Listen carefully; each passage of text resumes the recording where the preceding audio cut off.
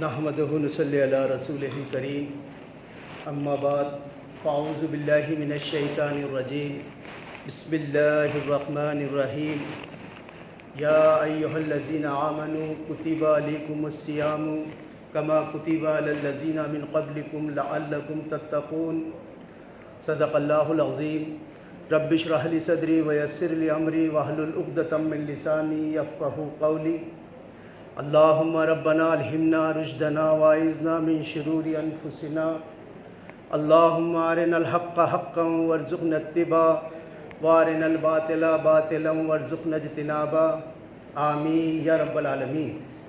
عزیز ساتھیو، السلام علیکم ورحمۃ اللہ وبرکاتہ۔ جیسا کہ آپ کے علم میں آ چکا ہے کہ الحمدللہ ہم ایک مبارک مہینے میں شامل ہو چکے ہیں، اور اس مبارک مہینے کا آج مبارک دن جو دنوں کا سردار بھی ہے، جمعہ ہے۔ اس اعتبار سے یہ گویا کہ مسلمانوں کی عید بھی ہے۔ اس سے پہلے کہ میں نے جو آپ کے سامنے آیت تلاوت کی ہے اس پر کچھ بات کروں، میں چاہتا ہوں کہ جو دعا میں نے مانگی ہے اس دعا کو آپ سب حضرات پورے شعور سے، پوری توجہ سے اپنے دلوں میں مانگ لیں۔ دعا یہ مانگی گئی ہے کہ اللہم ربنا الہمنا رشدنا، اے اللہ، اے ہمارے رب، ہمیں ہر اس بات کا الہام کر دے جو تیرے نزدیک رشد اور ہدایت کا ذریعہ ہو۔ واعذنا من شرور انفسنا، اور اے اللہ ہمیں اپنے نفس کی شرارتوں سے محفوظ رکھ۔ اللہم ارنا الحق حقا وارزقنا اتباعہ، اے اللہ ہمیں حق کو حق ہی دکھا اور اس کی اتباع کرنے کی، اس کو ماننے کی، اس پر چلنے کی توفیق عطا فرما۔ رمضان اور روزے سے متعلق قرآن حکیم میں سورہ بقرہ میں 23ویں رکوع میں بات آئی ہے، اور یہ 23واں رکوع کل 6 آیتوں پر مشتمل ہے۔ پورے رمضان کی بحث، روزے کی فرضیت، اس کی اہمیت، اس کا کفارہ، اس کا وقت، اس کی حکمت، اس کی غرض و غایت، وہ سب کچھ اس 23ویں رکوع میں بیان کر دی گئی ہے، اور پورے قرآن حکیم میں صرف اس ایک مقام پر بیان کیا ہے، اور کل 6 آیتیں ہیں۔ اگر بندہ مومن ہمت کر کے ان 6 آیتوں کو سمجھ لے، پڑھ لے، تو وہ اسلام کے رکن روزے سے بہت اچھی طرح واقف ہو سکتا ہے۔ یہ پہلی آیت ہے جو میں نے آپ کے سامنے تلاوت کی، یا ایھا الذین آمنوا کتب علیکم الصیام کما کتب علی الذین من قبلکم لعلکم تتقون، اے ایمان والو، ہم نے تم پر روزے فرض کیے ہیں جیسے پچھلی امتوں پر کیے تھے، تاکہ تم متقی بن جاؤ، پرہیزگار بن جاؤ۔ تو اس آیت میں ہمیں 3 باتیں پتہ چل رہی ہیں کہ سب سے پہلی چیز تو اللہ تبارک تعالیٰ نے اس آیت میں ایمان والوں سے خطاب کیا ہے۔ دیکھیے، اللہ تعالیٰ کے خطاب کا انداز ہوتا ہے، ایک بات ہے جو تمام انسانیت سے کہی جاتی ہے، کوئی بات ہے جو اہل کتاب سے کہی جاتی ہے، کوئی بات ہے جو انکار کرنے والوں سے کہی جاتی ہے، اور یہ ایک بات ہے جو ایمان والوں سے کہی جا رہی ہے۔ یا ایھا الذین آمنوا، اور جب بھی قرآن حکیم کو پڑھتے ہوئے، سنتے ہوئے، سمجھتے ہوئے یہ لفظ جب آپ پڑھیں یا ایھا الذین آمنوا، تو اس وقت ہمیں اپنے کان کھول لینے چاہیے کہ اس وقت اللہ تعالیٰ ہم سے بات کر رہا ہے۔ اور جب بھی یہ لفظ آئے گا یا ایھا الذین آمنوا، تو یا تو ہمیں کوئی کام دیا گیا ہوگا، یا کسی کام کو کرنے سے روکا گیا ہوگا، یا یہ کہا ہوگا کہ ایمان والو، اگر تم یہ کرو گے تو ہم تمہیں یہ خوشخبریاں سنائیں گے۔ یہاں پر روزے کی فرضیت کا حکم دیا گیا کہ ایمان والو، ہم نے تم پر روزے فرض کیے ہیں۔ تو یہ پتہ چلا جیسے من قبلکم، جیسے پچھلی امتوں پر کیے تھے۔ تو دوسری بات اس کے اندر یہ پتہ چلی کہ روزے ہم پر فرض کیے ہیں، تو ایسے ہی روزے پچھلی امتوں پر بھی فرض کیے گئے تھے۔ دیکھیے، اللہ تعالیٰ کا دین تو ایک ہی ہے، آدم سے لے کے عیدم تک دین ایک ہی ہے، اور وہ توحید پر مبنی ہے۔ تمام جتنی بھی مخلوقات، تمام جتنے بھی انسانوں میں لوگ دکھ رہے ہیں آپ کو، چاہے وہ کسی بھی دھرم کو ماننے والے ہوں، وہ اسی سے ٹوٹے ہوئے، اسی کی بگڑی ہوئی وہ شاخ ہیں۔ اور اگر آپ ان سبھی دھرموں میں ایک طائرانہ نظر ڈالیں گے تو اس میں آپ دیکھیں گے کہ روزے کا تصور کنہی معنوں میں ان کے اندر بھی موجود ہے۔ اور ان تاریخوں میں جہاں آج ہم کھڑے ہیں، وہاں ہندو دھرم میں بھی نوراترے چل رہے ہیں، وہ بھی کسی نہ کسی اعتبار سے روزے رکھ رہے ہیں، یعنی کہ روزے کی بگڑی ہوئی شکل، وہ کھانے پینے کے ساتھ ہو، خالی ان کا روزہ ہو، خالی نرجل ہو، چاہے پھل فروٹ کا ہو، وہ تمام انسانیت میں آپ کو یہ مل جائیں گے۔ تو یہاں اس آیت میں اللہ تعالیٰ نے ہمیں بتایا کہ ہم نے تم پر فرض کیے جیسے پچھلی امتوں پر کیے تھے۔ لعلکم تتقون، تاکہ تم پرہیزگار بن جاؤ، متقی بن جاؤ۔ جو حضرات پیچھے آ رہے ہیں اگلی صفوں کو پر کر لیں، سنتوں کا وقفہ دیا جائے گا، آگے بہت جگہ ہے۔ تو عرض کرنا یہ ہے کہ یا ایھا الذین آمنوا کتب علیکم الصیام، کتبہ جو ہے وہ فرض کرنے کے لیے آتا ہے۔ قرآن حکیم میں کتبہ لفظ جو ہے وہ فرض کرنے کے حکم میں آتا ہے۔ کتب علیکم الصیام، روزے کا عربی نام سیام یا صوم ہوتا ہے۔ ہم جب بات کرتے ہیں، میں نے دیکھا جے پور میں بہت سے لوگ کہتے ہیں کہ میں رمضان سے ہوں، تو رمضان تو اسلام کے قمری اعتبار سے 9ویں مہینے کا نام ہے۔ رمضان میں روزے فرض کیے گئے تو ہم یہ کہہ سکتے ہیں کہ روزے سے ہیں، سیام اس کا اصل لفظ ہے، صوم اس کا اصل لفظ ہے۔ دیکھیے اللہ تبارک تعالیٰ نے اس آیت میں بیان فرمایا کہ ہم نے تم پر روزے فرض کیے تاکہ تم متقی بن جاؤ۔ تو روزے کا حاصل تقوی ہے کہ روزہ آپ کے اندر، ہمارے اندر تقوی پیدا کر دے گا، اللہ کی نافرمانی سے بچنے کی عادت ڈال دے گا۔ تقوی کے معنی اللہ کی نافرمانی سے بچنا ہے۔ دیکھیے کتنی عظیم بات ہے کہ فریج کے اندر تمام حلال چیزیں موجود ہیں، تمام شربت موجود ہے، لذیذ کھانے موجود ہیں، لیکن آپ نہیں کھاتے ہیں۔ کیوں نہیں کھاتے ہیں؟ کیونکہ آپ کو اللہ کی فرما برداری بجا لانی ہے۔ اور روزہ ایک ایسی عبادت ہے کہ اگر آپ چھپ کر کھا بھی لیں تو کسی کو پتہ نہیں چلے گا۔ بھئی نماز آدمی پڑھتا ہے، کوئی نہ کوئی دیکھتا بھی ہے، زکوٰۃ دیتا ہے تو کم سے کم ایک دے رہا ہے ایک لے رہا ہے، اس کو بھی پتہ ہے، حج میں بھی آیا ہوتا ہے۔ روزے کی عبادت ایسی ہے کہ آپ زندگی بھر آپ کہتے رہے میں روزے سے ہوں تو کوئی نہیں جان سکتا۔ صرف آپ اللہ کی محبت میں، اس کی رجا اور خوف کے ساتھ اپنے روزے کو پورا کرتے ہیں، چاہے کتنا بھی بڑا روزہ ہو، کتنا بھی لمبا روزہ ہو، آپ نہیں کھاتے پیتے ہیں۔ یہ اللہ تعالیٰ کی محبت اور یہ تقوی کا نتیجہ ہے۔ اب آپ غور کریں کہ یہ تقوی اللہ تعالیٰ اگر یہ روزے کسی اور مہینے میں فرض کر دیتا، مہینے تو 12 ہیں اللہ تعالیٰ کے، کسی اور مہینے میں فرض کر دیتا، ربیع الاول میں، ربیع الاخر میں، سفر میں، شعبان میں، تو بھی ہمیں یہ تقوی مل جاتا، کیونکہ روزے کا حاصل تو تقوی ہے، آپ پورے کرتے ہیں روزے۔ لیکن اللہ تعالیٰ نے اس روزے کی عبادت کے لیے جس مہینے کا انتخاب کیا اس کا نام رمضان ہے۔ کہ رمضان تو پہلے سے موجود تھا، روزے بعد میں فرض ہوئے۔ غور کریں کہ روزے تو اللہ کے رسول صلی اللہ علیہ وسلم جب مدینہ تشریف لے آئے، وہاں جب یہودی جو عاشورہ کا روزہ رکھتے تھے، اس کے بعد ہم بھی امت مسلمہ بھی عاشورہ کا روزہ رکھنے لگی، پھر ایام بیس کے روزے ابتداءً فرض ہوئے۔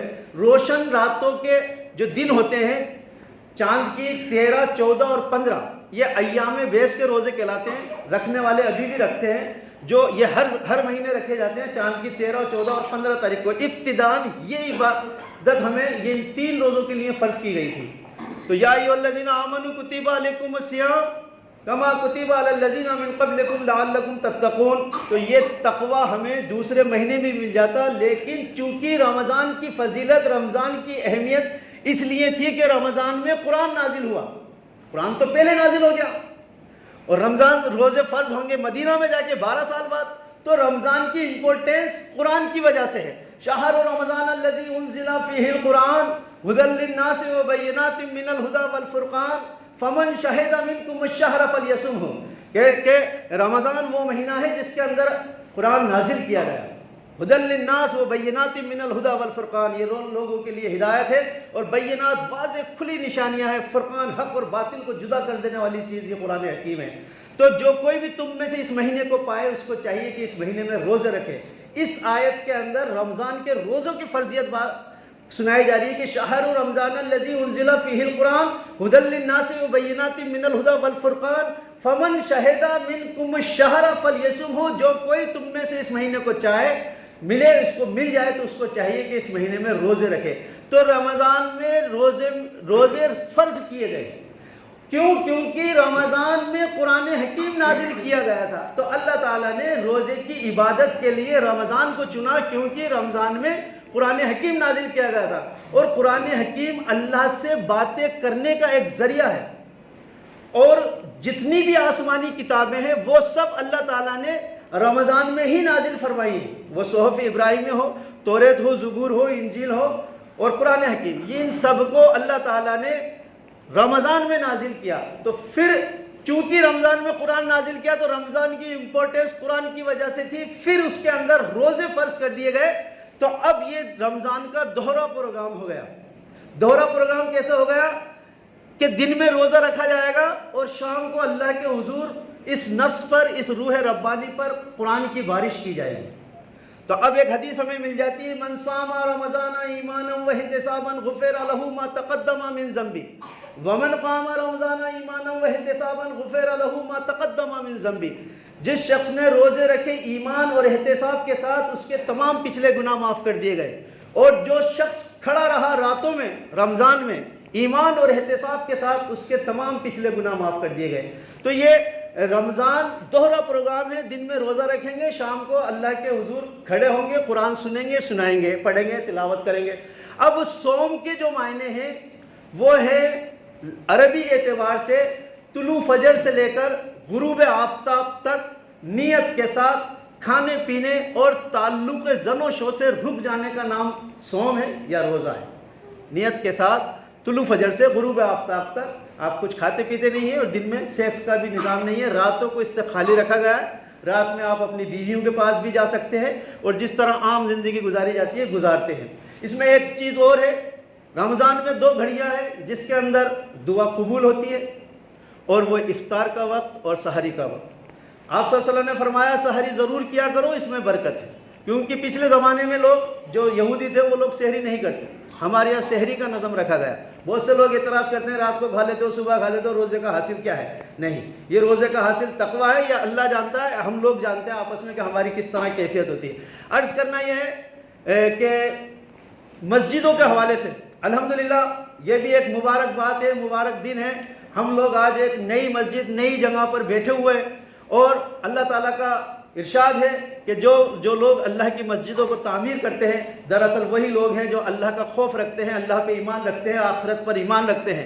حدیث کا ایک مفہوم ہے کہ جس شخص نے بھی کوئی مسجد تعمیر کی، جنت کے اندر اس کے لیے محل تعمیر کر دیا جاتا ہے۔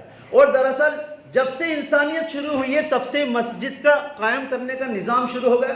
حضرت آدم علیہ السلام نے دنیا میں آتے ہی سب سے پہلے سجدہ کیا ہے، اور سب سے پہلے خانہ کعبے کی دیواروں کی تعمیر کی ہے۔ انہوں نے اپنا گھر نہیں بنایا، آتے ہی اپنا مکان نہیں بنایا، ہندوستان میں اترے، جدہ میں ملے، اور خانہ کعبے پہنچ کر سب سے پہلے اللہ کے گھر کی تعمیر کی ہے۔ اور جب یہ طوفان نوح کے اندر جب یہ اس کی جو ہے بنیادیں ادھر ادھر ہو گئی، تو پھر حضرت ابراہیم علیہ السلام کو بھیجا کہ جاؤ وادی زیزرا میں، اور وہاں جا کر دونوں باپ بیٹے جو ہے تعمیر کر رہے ہیں۔ حضرت اسماعیل جو ہے وہ پتھر اٹھا رہے ہیں اور وہ پتھر چن رہے ہیں۔ خود اللہ کے رسول صلی اللہ علیہ وسلم نے جب دعوت پوری ہونے لگی اور جب آپ مدینہ کی طرف تشریف لے جا رہے ہیں تو راستے میں سب سے پہلے مسجد قباء تعمیر کی، پھر اس کے بعد آپ صلی اللہ علیہ وسلم مسجد نبوی تعمیر کی۔ اور واقعہ یہ ہے کہ یہ تعمیرات جو ہے خانہ کعبے سے ملی ہوئی ہے۔ ایک واقعے کے اندر یہ بات آتی ہے کہ جب خانہ کعبے کی تعمیر ہو رہی تھی تو ہواؤں کو اللہ تعالیٰ نے حکم دیا کہ اس کے ذرات کو پھیلا دو، اور جہاں جہاں بھی اس کے ذرے گرے وہاں قیامت سے پہلے مسجد تعمیر ہو کر رہے گی۔